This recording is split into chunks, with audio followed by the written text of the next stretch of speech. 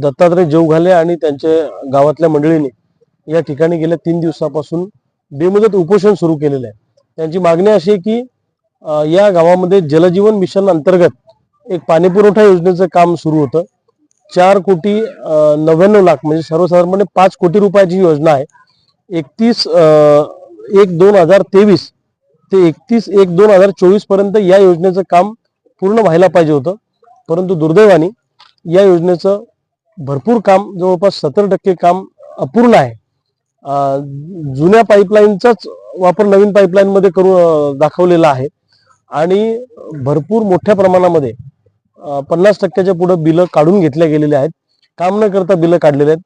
जे काम थोडं बहुत झालं ते निकृष्ट दर्जाचं झालं आणि गावात या योजनेचं पाणी येईल अशी काही शक्यता नाही। अशा परिस्थितीमध्ये गावकऱ्यांची जी मागणी आहे या मागणीचा विचार जिल्हा परिषद प्रशासनाने जलजीवन मिशनच्या अधिकाऱ्यांनी केला पाहिजे।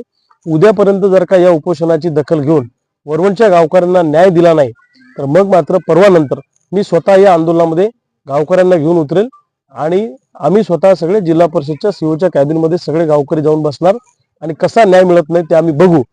इथं काही दादागिरी दहशत जर करायचा प्रयत्न कोणी केला, या विषयामध्ये राजकारण आणायचा प्रयत्न कोणी केला तर त्याला जशास तसं उत्तर दिल्याशिवाय आम्ही थांबणार नाही।